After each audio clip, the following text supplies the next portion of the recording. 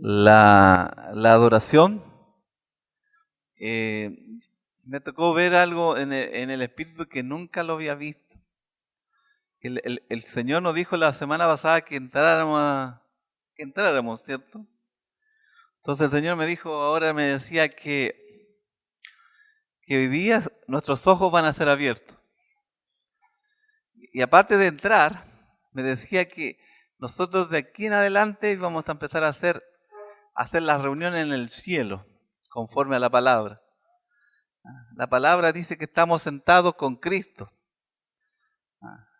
Dice que debemos buscar las cosas del cielo, donde está Cristo sentado a la diestra del Padre. Generalmente nosotros, nunca me había pasado eso. Yo sentí, hermano, que caminábamos en el cielo. Y sentí que muchos Dios los quiere ungir de una manera muy especial, a todos. Pero requiere de nosotros un grado de fe. Requiere que tengamos fe, una actitud distinta. ¿Ah? Que este día no sea un día igual al otro, sino que hoy día es un despertar. Es un abrir tu entendimiento a una manera como corresponde, a la manera de Cristo, a una plenitud. ¿Ah? El Señor me decía, yo tuve un sueño que le comenté a los chiquillos en la entrada. Yo le hacía el siguiente comentario a Christopher. Yo le dije Christopher. Hace tiempo que no hacemos una reunión de avivamiento. Entonces él me decía, es lo mismo que estaba pensando yo, apóstol. Entonces, fue un sueño.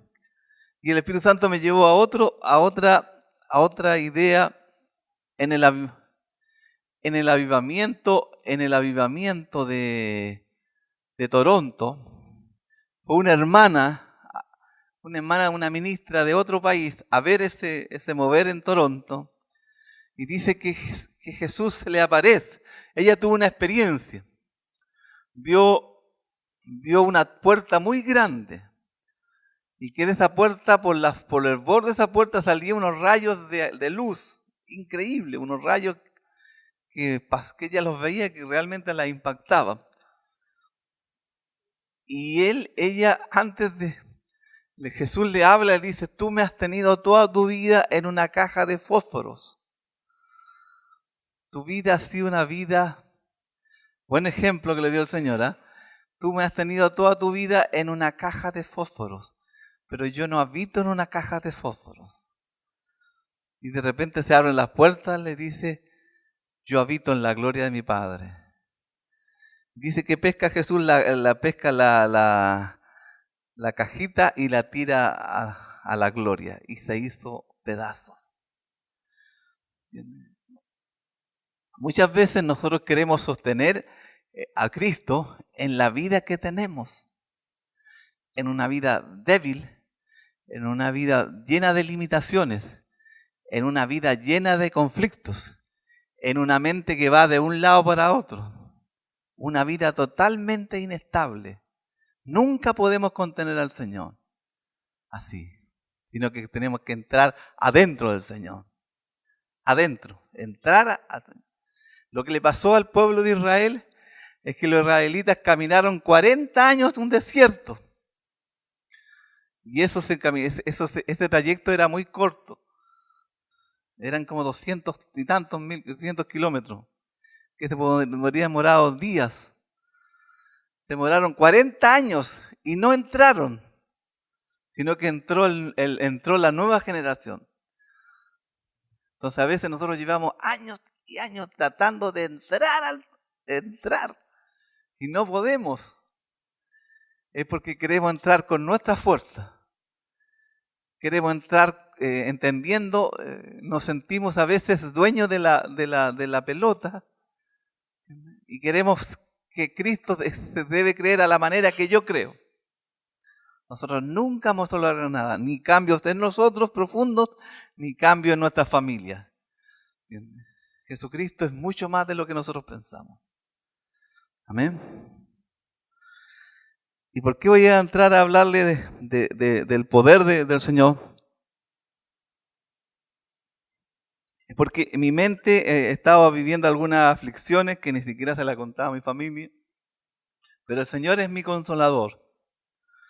Y el Señor me despertó anteayer a las 3 como las 3 o 4 de la mañana y me dice: yo sé que tú vives aflicciones, pero tus aflicciones no es la solución, sino que la solución es el poder de Dios. El poder sobre tu vida, el poder. Y me llevó a un texto que voy a partir de ahí, que está en Colosenses.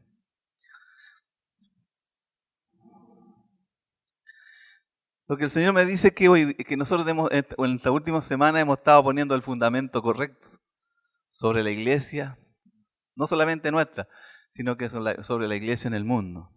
Cristo es el Señor. Cristo es el Salvador. No hay otro mediador entre Dios y los hombres, sino que Jesucristo hombre. Nosotros necesitamos vestirnos de Jesucristo. Y el Espíritu Santo viene a glorificar al Hijo. Él no viene a hacer la obra en forma aparte. Él viene a glorificar al Hijo y Él no recibe ninguna gloria.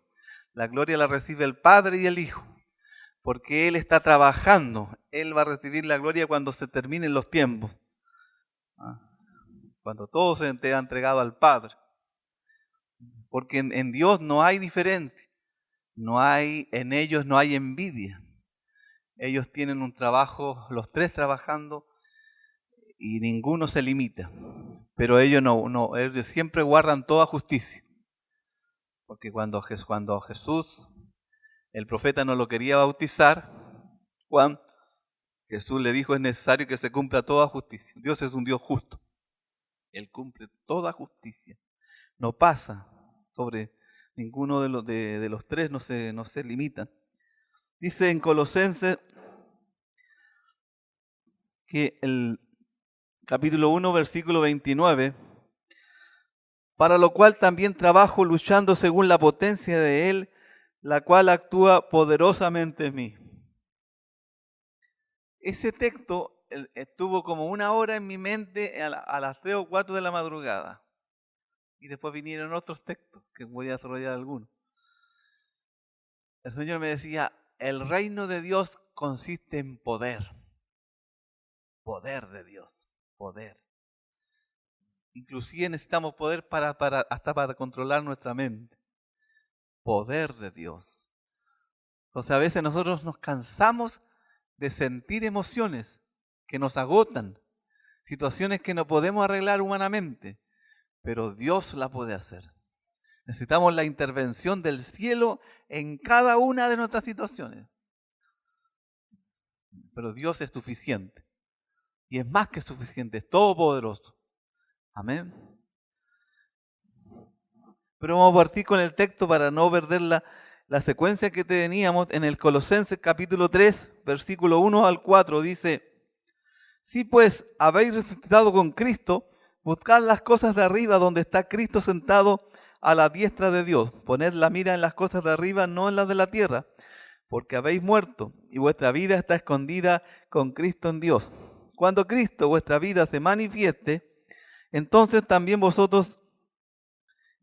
vosotros también seréis manifestados con Él en gloria. Amén. Generalmente nosotros las cosas de Dios las dejamos al último de nuestra vida. ¿Cierto? Pero debiéramos tomarlas al principio de nuestra vida. Porque trabajar por las cosas de Dios es vida eterna, Jesús dijo. O sea, Jesús no vino a hacer un show religioso al mundo, ni a poner cargas sobre los hombres, ni siquiera vino a hacer religiones. Él vino a salvar al hombre. Ningún hombre puede llegar al cielo si no hay sangre perfecta. Y en el primer pacto fue un ejemplo de que el hombre necesitaba salvación. ¿Qué es lo que es el primer pacto? El primer pacto es un espejo que refleja al hombre quién es, que necesita salvación. Eso es el antiguo pacto. El hombre necesita, pero Dios le proveyó sacrificios para que pudieran cubrir su desnudez. El primer sacrificio fue cuando Dios vistió a Adán, ¿cierto? Y a Eva, que estaban desnudos. Y después vieron muchos sacrificios y después el Señor le enseñó a hacer pactos, que era que era semejanza al nuevo pacto, que no era completo, porque la sangre de los machos cabríos no podrían santificar ni cubrir como correspondían, porque no eran un pacto completo y perfecto, porque tenía que venir una sangre perfecta, una sangre que tenía que ser Dios mismo venir a la tierra a morir por el hombre. Tenía que ser un cordero vivo, un cordero pensante, no un cordero dado por los hombres. El cordero antiguo era copia. Dice que los corderos cuando los criaban en sus familias, ¿por qué Cristo se enojó tanto cuando estaba con los cambistas? Porque llegó un momento que la gente ya no criaba las ovejas, los corderitos en sus casas, sino que compraban para poder cubrir sus pecados. Pero la idea es que en el antiguo pacto, los primeros que iniciaron eso, los corderos los tenían en sus casas y los criaban, y eran corderos pero perfectos, sin ninguna pifia. ¿Y por qué tenía que ser así? Para que los hombres les doliera que tenían que entregar a sus propios animales por sus propios pecados. Pero después se fue enfriando la religión y después compraban los corderos. Y los corderos de repente eran machucados, se degeneró. Como lo que pasa hoy en día. El cristianismo hoy día está desvirtuado. El cristianismo hoy día es cualquier cosa. Se tiene que volver al fundamento, volver a un cristianismo puro, santo, un cristianismo donde el hombre no domine, sino que la iglesia se desarrolle y crezca. Entonces lo que quiere el Señor es que nosotros definitivamente entremos al lugar santísimo.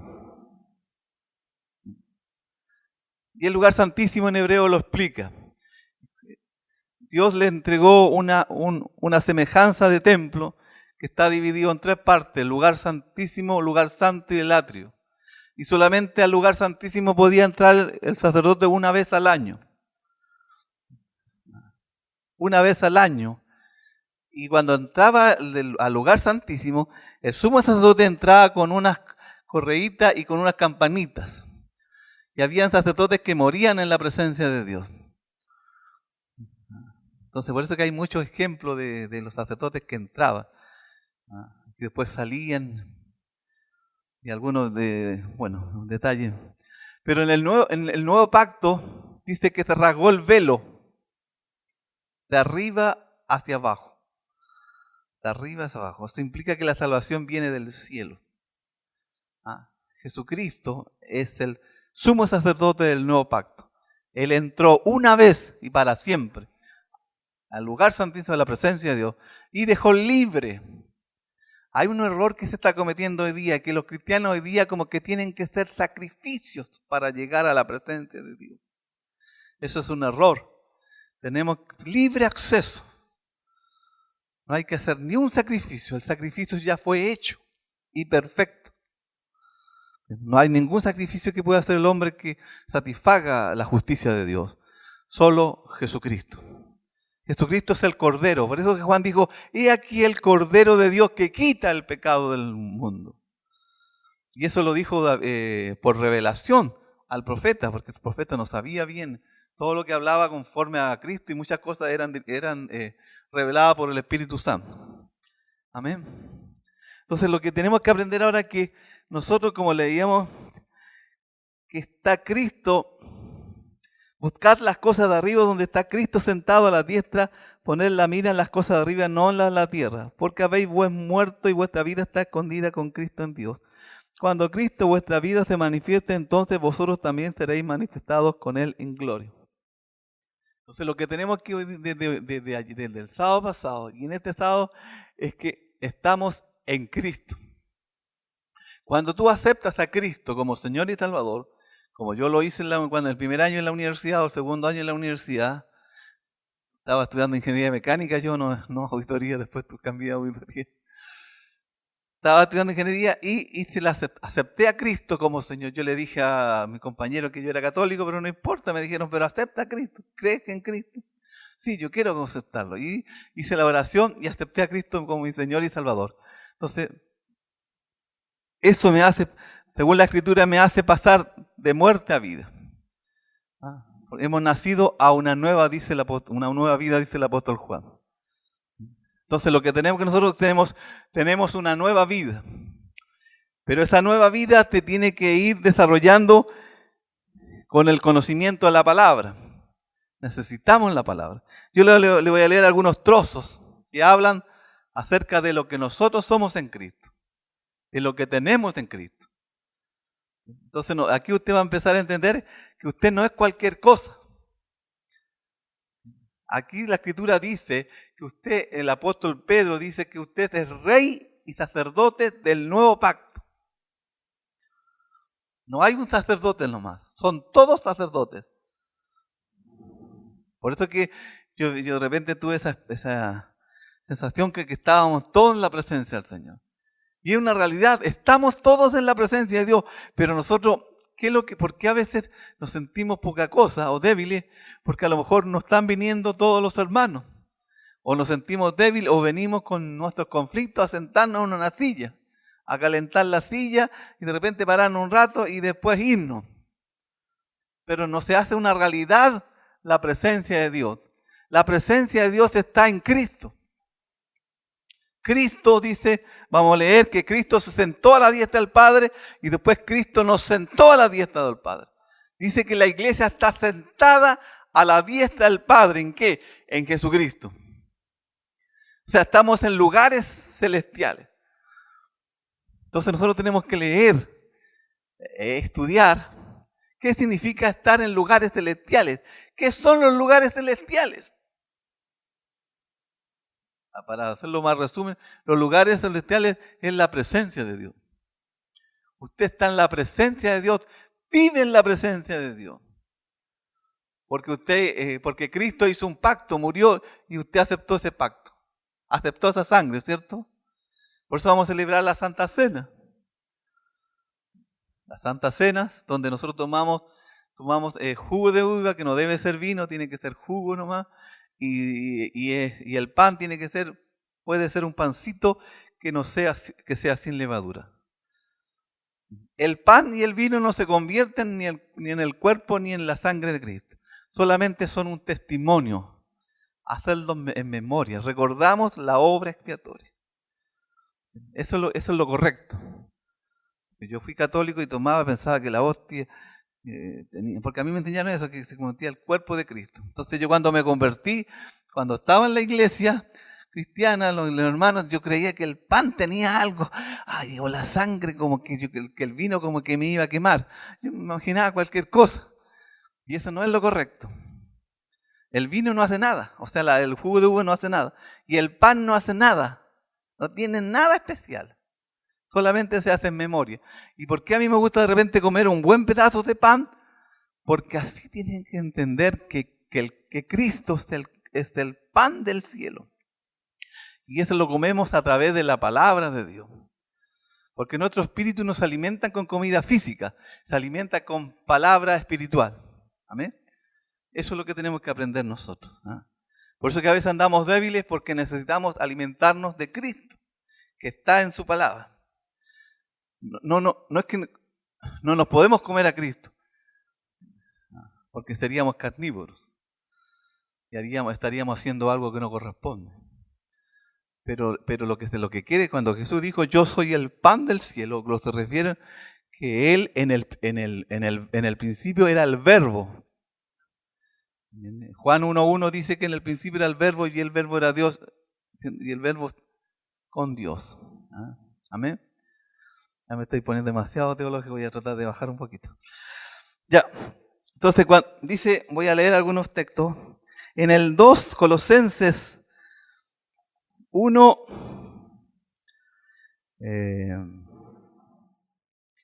dice 1:11, fortalecidos con poder conforme a la potencia de su gloria. Mire lo que dice aquí, que nosotros debemos fortalecernos con todo poder, conforme a la potencia de su gloria. O sea, aquí vemos unos textos que realmente no vivimos. No vivimos, ¿cierto? Después dice, después Pablo dice un texto que como que refleja el fruto. Porque uno puede tener todo el poder y puede hacer creerse como que uno, como le pasa a muchos creyentes que se creen lo máximo. Después dice, para toda paciencia y longanimidad. Tengo poder, pero en el fruto. Amén. Pero acá dice dos cosas. Fortalecido con todo poder conforme a la potencia de su gloria. O sea, ¿qué es lo que está hablando el apóstol? Existe potencia de su gloria, ser fortalecido con todo poder. ¿Usted se siente fortalecido con todo poder? A veces no, a veces yo me siento súper débil. Me levanto con, no sé, como por favor, Señor, ayúdame. Ojalá que este día me vaya bien. ¿Cierto? Así decimos, ayúdame para que me vaya bien. Siempre como que estamos, como que nos cuesta hasta respirar. Yo a veces la mañana para darme ánimo, respiro harto oxígeno. Y así como que despierto. Y más ánimo me baño con agua helayo, entonces despierto al tiro. Pero a veces me falta el ánimo. ¿O no le falta el ánimo para vivir? Necesitamos fuerza, ¿cierto? Necesitamos vida. Jesucristo dijo, yo soy la vida. Y en otra parte dijo Pablo, fortalecidos en el poder de su fuerza. En Efesios dice. O sea, ¿hay una fuerza en Dios? Sí, por eso que en el Antiguo Pacto dice que la fuerza del búfalo que le decía. La fuerza del búfalo es Jesucristo, por hermano. Jesucristo es la vida, es la verdad, es el pan de vida. Entonces eso es lo que necesitamos nosotros. Necesitamos alimentarnos de la palabra de Dios. Amén. Entonces, aquí refleja como una tarea para nosotros. Hacer como cuestionar un poco. ¿Estoy viviendo el poder de Dios? ¿Estoy viviendo conforme a la potencia de su gloria? ¿Qué es lo que es potencia? Los que son matemáticos, bueno, sería largo hablar de potencia. Es una cosa como de fuerza, que va en aumento, ¿cierto?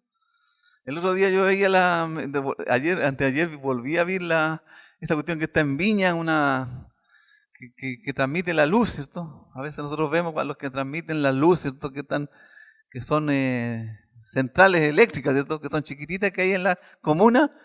Esa cuestión está llena de energía, pero watts, que toman el watt de 1000 o 2000 voltios y la bajan a, ¿cuánto tenemos nosotros? 120, 220.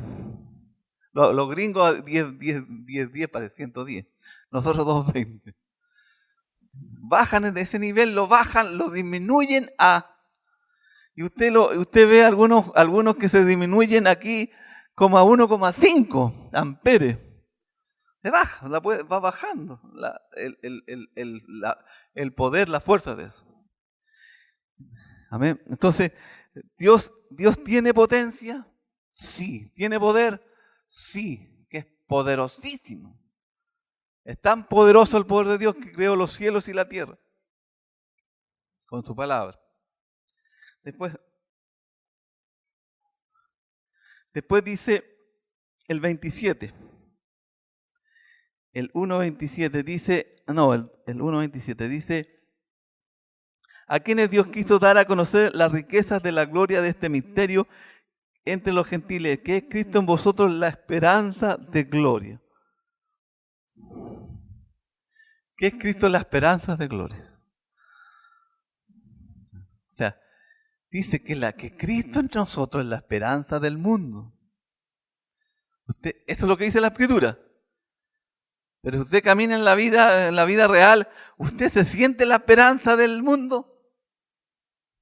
No, por hermano, yo no me siento de repente, muchas veces no me siento la esperanza del mundo. Estoy afligido, tengo que ir a la pega, o a la universidad, ojalá que me vaya bien en la prueba, ojalá que me alcancen las lucas para terminar el mes, ojalá que no me enferme, que el doctor cuando vaya al doctor no me vea tan mal. Pero dice que nosotros espiritualmente, Cristo en nosotros es la esperanza de gloria. Entonces, ¿qué es lo que tenemos que hacer? Es preguntarle a Dios, ¿qué está pasando con lo que yo creo? ¿Por qué ando tan débil?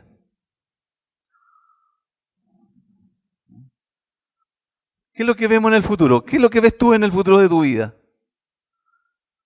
A veces en el futuro de nuestra vida vemos puros conflictos. tengo conflicto. Y en vez de decir, a veces el conflicto lo vemos aquí. Nosotros tenemos que empezar a escudriñar las Escrituras para que el conflicto esté bajo nosotros.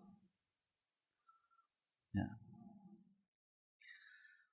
¿O qué le pasa a usted que cuando le empieza un dolor del estómago, de algo, del corazón a veces? ¿Qué es lo que hago yo cuando me duele aquí o algo? Lloro al tiro, Señor, en el nombre de Jesucristo, me sano en este momento. ¿Qué es lo que hacemos la gran mayoría? Al tiro buscar un bono al médico. Y si la vecina te da una pastillita, va a relajarte. Vivimos de médico en médico. ¿Por qué? Porque estamos llenos de temores. Hoy día hay más médicos, hay más salud y hay más conflictos en nosotros. Antiguamente los cristianos se sanaban de un montón de cosas, por hermano, porque no había ni médicos. No había ni siquiera medicina, por hermano. Así que no le queda otra que acudir al Señor. Y la gente se sanaba de enfermedades terribles, hermano. Terrible. ¿Por qué? Porque se vieron obligados a acudir a Dios.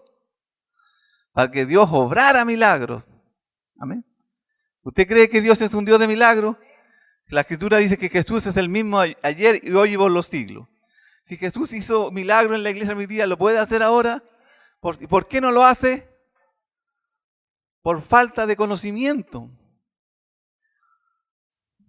Porque si yo le dejo una pastillita de algo ahí, pongamos que esta agüita le va a sanar de una enfermedad. La dejo ahí, pero nadie me dice que esa agüita está ahí. Y yo digo, me duele la guatita. Y nadie me dice que la bebida está allá. Pero si alguien, pongamos la hermana Carla, me dice, hermano Jorge, la agüita está arriba del bafle, véalo. Ahí está. Ahí está. Me enseñó algo, ¿cierto? Dijo, ahí está. A veces, ¿por qué las sanidades no puede operar Dios? Porque nunca vamos a Él. O sea, vivimos de incredulidad en incredulidad. Dios no puede obrar. O sea, no se puede glorificar Dios. Ahora no quiere decir que uno no vaya a los médicos, no estoy diciendo eso, que uno no puede operarse en los médicos. Sí, pero en general los creyentes nos hemos puesto en incrédulos.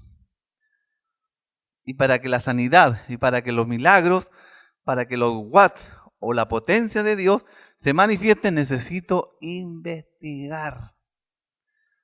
Ahora, ¿qué es lo que dice la Escritura? Tengo que subir al cielo donde está Cristo sentado. Y preguntarle, Señor, ¿por qué no se sana la gente? ¿Por qué no hay milagro? Amén. Acá dicen, en Efesios, ya está medio aburrido, lo voy a ir terminando ya. Efesios. Voy a leer un poquito más, ¿no? Dice, en el capítulo 1 de Efesios, versículo 15.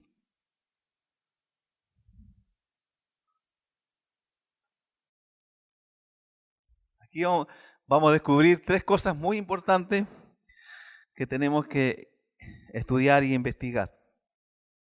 Dice, por esta causa también yo, habiendo oído de vuestra fe en el Señor Jesús y de vuestro amor para con todos los santos, no ceso de dar gracias por vosotros, haciendo memoria de vosotros en mis oraciones, para que el Dios de nuestro Señor Jesucristo, el Padre de gloria, os dé espíritu de sabiduría y de revelación en el conocimiento de Él, alumbrando los ojos de vuestro entendimiento, para que sepáis, aquí está una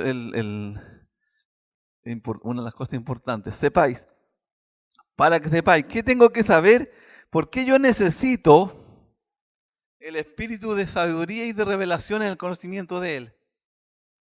En el conocimiento de Él se refiere al conocimiento de Cristo. Porque Cristo me entregó 3 cosas importantes en mi vida. Dice el apóstol. Primera, para que sepáis cuál es la esperanza a que Él los ha llamado.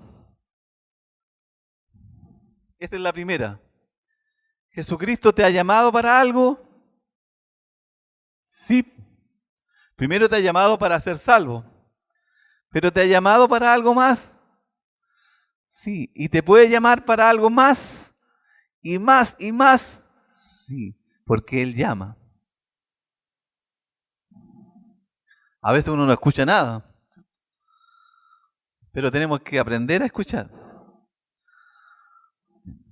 Porque dice que la fe viene por el oír, y el oír por la palabra de Dios. Tú me puedes estar escuchando, pero no estás oyendo. ¿Cuándo estás oyendo? Cuando estás concentrado y estás dejando que esa palabra entre a tu intelecto para que te cambie. ¿Por qué? Porque a veces estamos llenos, o sea, la mente funciona de la siguiente manera. Nosotros estamos llenos de pensamientos. Pensamientos de que mañana tengo el cumpleaños de tal, que pasado mañana tengo pruebas, que tengo que pagar el lunes el dividendo, que tengo que hacer esto. Entonces estamos llenos de preocupaciones. Entonces nuestro CD está como saturado. Entonces la palabra a veces no puede entrar. Entonces nosotros tenemos que pedirle ayuda a Dios para que entre a nuestro intelecto y se anide en nosotros. Amén. Dice la esperanza a lo que es llamado. O sea, Jesucristo, la obra de Cristo es para grandes, es para salvación y para vida eterna. Dios quiere que hagamos cosas gloriosas en la tierra. Dice que estaba leyendo en la mañana que Jesucristo ya tiene todo preestablecido, dice, para que caminemos sus obras. Y bueno, dice, pero ¿cómo puedo descubrir las obras de Cristo? Escudriñando las Escrituras. Jesucristo, ¿cómo se dio cuenta que era hijo de Dios? Cuando era niño, estudiando las Escrituras. Y lee Isaías, dice, hoy se ha cumplido la Escritura. Y es un niño. ¿Cómo podía hacer eso? ¿Por qué? Porque estudiando la Escritura se dio cuenta que era el hijo de Dios. Sus padres no le hablaron, él escuchaba algunas cosas, pero él se dio cuenta. Hasta su madre tuvo dificultad con él, porque se perdió a los 12 años. Entonces, ¿cuál es la esperanza a que Él los ha llamado? ¿Y cuál es la riqueza de la gloria de su herencia a los santos? O sea, aparte de tener un llamado, tenemos riquezas en gloria en Cristo Jesús. ¿Ha visto alguna vez una riqueza en gloria de Cristo Jesús usted? Yo diría que casi nunca. ¿Y dónde están estas riquezas de gloria? Están en Cristo. Lo que le explicaba la semana pasada, o no sé, la semana pasada o antepasada, del hermano que tuvo la visión, o que Dios lo llevó, y un ángel le mostró 3 lugares, uno lleno de cosas, otro mediano y otro vacío. Y él le preguntó al ángel que quién eran esos cuartos y por qué algunos estaban más vacíos que otros. Y el ángel le dijo, lo que pasa es que la iglesia, por los 2000 años que lleva, en algunas épocas sacó mucho. En los grandes avivamientos hubo muchas manifestaciones, mucha gloria de Dios que bajó a la tierra. Los hombres de Dios iban a la presencia y traían bendición. Hubo periodos en que trajeron menos y hubo periodos de oscurantismo, ¿cierto? La Edad Media, que hubo un montón de periodos malos que hubo en la sociedad donde en el cristianismo no se hablaba casi nada, no se sacó poco. Entonces nosotros podemos ir, o sea, ¿hay riquezas de gloria? Sí, yo no sé cómo debe manifestarse esa riqueza, qué es lo que es. Pero existen las riquezas en gloria en Cristo Jesús. Amén. Entonces tenemos que ¿por qué necesitamos el espíritu de sabiduría? Pablo oraba por esta iglesia para que tuviera espíritu de sabiduría y de conocimiento y de revelación en el conocimiento del Hijo. Porque Cristo, hermano, dice que en Él fueron creadas todas las cosas. Él es la gloria del Padre. Él es la verdad, Él es el camino. E inclusive es tan poderoso, es tan glorioso el Señor, que el apóstol más amado de Jesús cayó desmayado cuando lo vio en el cielo, por hermano. Si usted se da cuenta, y yo escuchaba, había una canción que me gustaba, que la puse en mi Facebook, que ahora que no me gusta tanto, porque apela mucho a las emociones. Que Jesucristo, que Jesús viene, que me toca, que no estoy solo. Puras cosas como almáticas. Pero Jesucristo más que eso. Jesucristo es poderoso, es todopoderoso. Dice que es cuando venga en el caballo blanco que habla Apocalipsis, dice que es tremendo, por hermano. Es poderosísimo. Es un soldado, pero tremendo, guerrero. Va a destruir al enemigo, al anticristo, dice, en la tierra, en la guerra de Armagedón, final de los tiempos. O sea, entonces Jesucristo no es el Jesucristo que conocimos en la tierra, hermano. Jesucristo ahora volvió a estar en gloria. Y los discípulos algo vieron de la gloria de Jesús cuando hubo la transfiguración, ¿cierto? En la transfiguración se reflejó la gloria del Señor. Y ahí los apóstoles la vieron. Amén. Entonces, ¿qué es lo que Jesucristo es? Es glorioso, es poderoso, es lleno de riquezas en gloria. Eso implica que nosotros podemos alcanzar cosas, muchas cosas. Amén. Después dice, ¿y cuál la sorprendente grandeza de tu poder para con nosotros los que creemos según la operación del poder de su fuerza, la cual operó en Cristo resucitándole a los muertos, sentándole a la diestra en lugares celestiales, sobre todo principado y autoridad y poder y señorío, y sobre todo nombre que se nombra no solo en este siglo, sino también en el venidero, y sometió todas las cosas bajo sus pies, y lo dio por cabeza sobre todas las cosas a la iglesia, la cual es su cuerpo, la plenitud de aquel que todo lo llena en todo.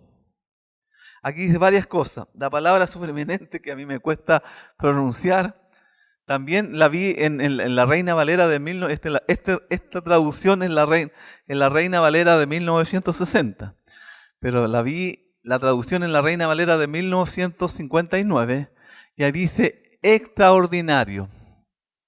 1959. No, 1959. Es más antigua.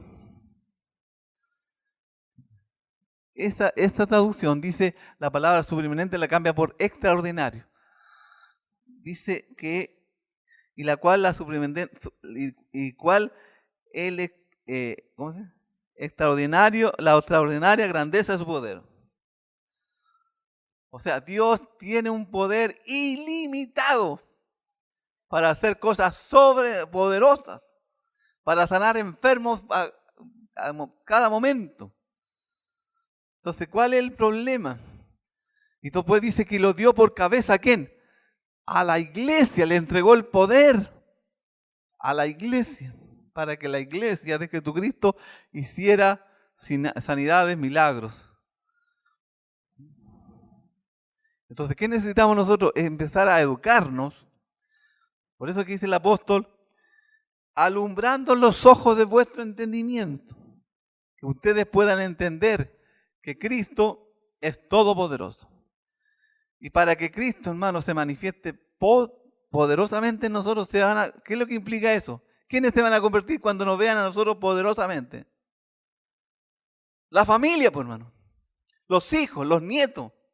Porque van a ver en nosotros una vida poderosísima.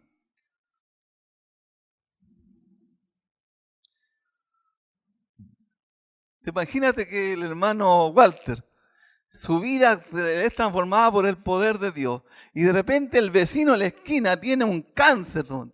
Va y le pone en el nombre de Jesucristo, sé sano, le dice. ¿Qué va a hacer el carnicero? ¿Se va a convertir o no? Bueno, pero va a quedar impactado, ¿cierto? Walter, me sanaste, le va a decir.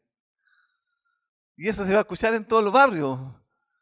Todos van a saber que Walter sanó al hermano, al carnicero. ¿O no? Entonces ahí la gente que va a decir, oh, increíble, o sea, Jesucristo sana. Entonces, ¿qué es lo que nosotros demostramos? Tenemos que demostrar que el apóstol Pedro dice que debemos hablar conforme a la palabra de Dios y debemos ministrar conforme al poder que da Dios. ¿Dios nos dio poder? Sí, pues, pero es que a veces nos sentimos como piñuflas. ¿Sí? Ahora, si no se sana, si no existe, la obra no opera al tiro, tenemos que seguir creyendo, seguir orando por los enfermos. ¿Por qué? Porque en una generación, sobre todo en Chile que hay muy pocas sanidades, casi nunca, hay una incredulidad, una apatía frente al poder de Dios. Entonces, tú vas a otros países, ora por la gente y se sana al tiro. En África los hermanos hasta resucitan muertos. ¿Por qué? Porque la fe está viva ya, es una cosa pero tremenda. Entonces, ¿qué es lo que necesitamos nosotros? Nosotros estamos en una época de mucha apostasía, de mucha frialdad. ¿Cierto? ¿Pero qué necesitamos? La mente, pues hermano. Necesitamos llenar la mente ¿de qué? De la palabra de Dios. Que todo es posible en Cristo. Pero a veces para nosotros no es todo posible. Sino que a veces nuestras oraciones, voy a orar por la hermana por si el Señor tiene misericordia. No, nos cuesta. ¿Tenemos que vencer la enfermedad? Sí, por hermano.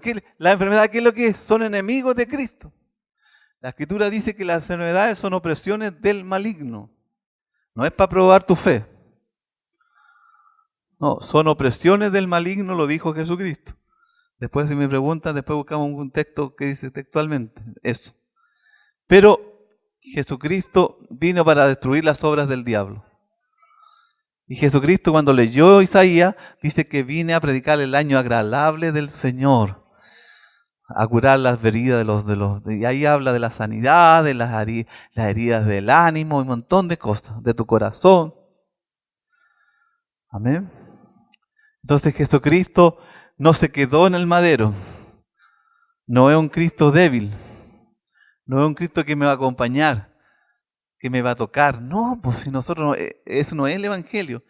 El Evangelio correcto, los adoradores tienen que mucho reformular las adoraciones, porque muchas de ellas están incompletas, son imperfectas.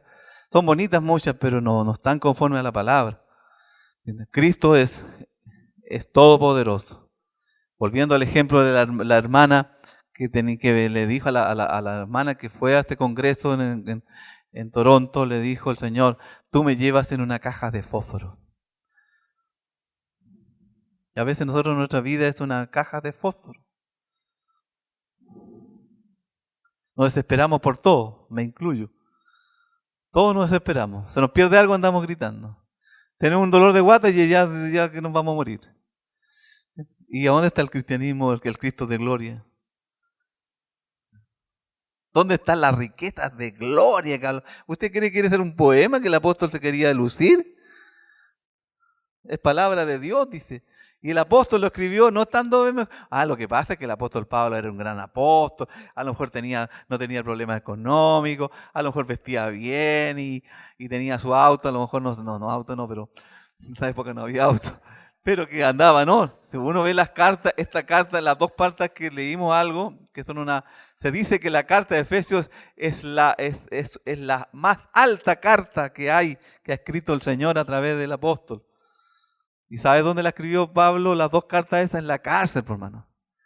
En la cárcel escribió estas revelaciones poderosísimas.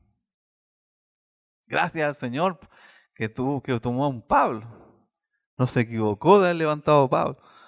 Porque miren las cartitas, que estamos en riquezas de gloria en Cristo Jesús. Entonces, ¿qué es lo que tenemos que acostumbrarnos a empezar a pensar? El Señor, voy a tu presencia y vengo a buscar las riquezas de gloria que están en la Escritura. ¿Dónde están? ¿Dónde están? Po? En de todo, riqueza de gloria se refiere a todo. Toda nuestra vida tiene que estar saciada. ¿Para qué? Para que el gozo sea completo. Tenemos que ir al cielo, a buscar nuestra herencia. Porque dice aquí, herencia.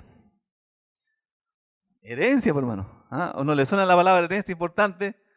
Es importante la herencia. Algunos jóvenes cuando ven que sus papás están medio viejitos, ya están empezando en las casas, en los autos que tienen la familia y los hermanos empiezan a pelear. En mi casa pasó así un poco. A mí me tocó la herencia, recibí como 11 palos.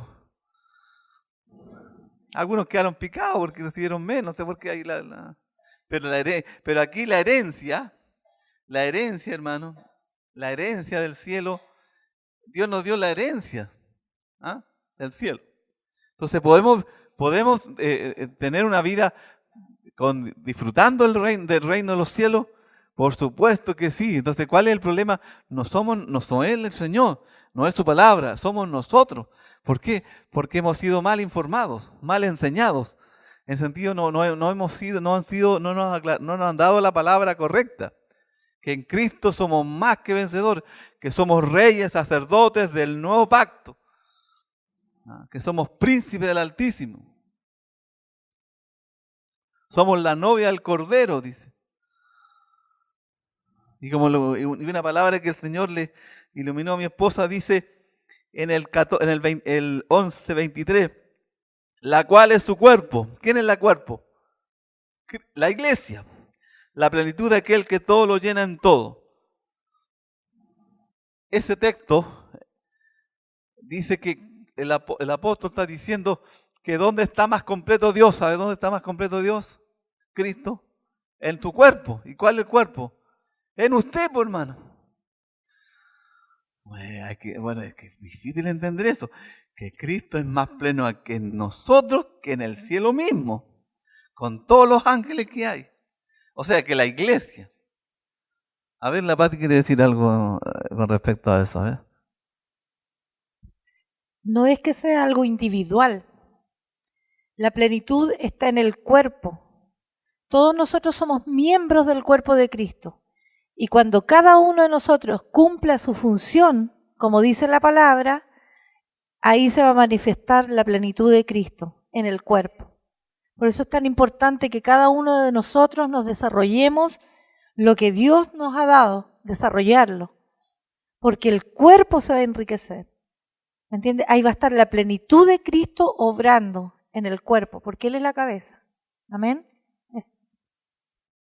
Y para terminar, lo mismo en Colosenses capítulo 3, como nosotros hemos muerto, nuestra vida está escondida. ¿Dónde está escondida? Con Cristo. En Cristo. ¿Y dónde está Cristo? En lugares celestiales. Sentado a la diestra del Padre. ¿Y dónde está usted? También dice en lugares... Déjame buscar el texto para que no... Como que importante ese texto. A ver que me ayude alguien. Aquí está, lo encontré. Efesios capítulo 1, capítulo 2, versículo 1, versículo 6. 2:6 de Efesios. Y juntamente con Él nos resucitó. Bueno, juntamente con Él nos resucitó. Cuando usted acepta a Cristo, va a la cruz y muere en la cruz. Y resucita. Cristo resucitó ¿cuándo? El tercer día. Nosotros al ir a la cruz, después recibir el bautismo de agua, vamos con Cristo, resucitamos juntamente con Cristo. Amén. Bueno, ese es otro tema, explicarlo. Dice, y asimismo nos hizo sentar en lugares celestiales con Cristo. O sea, usted está sentado en lugar, ¿dónde está sentado? En Cristo, en lugares celestiales. O sea, eso implica que la iglesia es lo máximo. Está en lugares celestiales, en Cristo. Cristo es lo máximo. Pero la iglesia en Cristo es, porque somos el cuerpo. Entonces, ¿qué es lo que debemos entender nosotros? Tenemos que llenarnos de estas palabras y pedirle a Dios que nos ilumine el entendimiento para que sepamos a qué nos ha llamado de Dios, para que sepamos qué riquezas tenemos y para que sepamos qué poder tenemos para glorificar a Cristo. El ser testigo, ¿por qué dice que Cristo es menester que yo me vaya y que Él venga? Porque íbamos a ser llenos de ¿qué? De poder. cuando el Espíritu Santo venga sobre nosotros, dice, nos va a llenar de poder. Amén.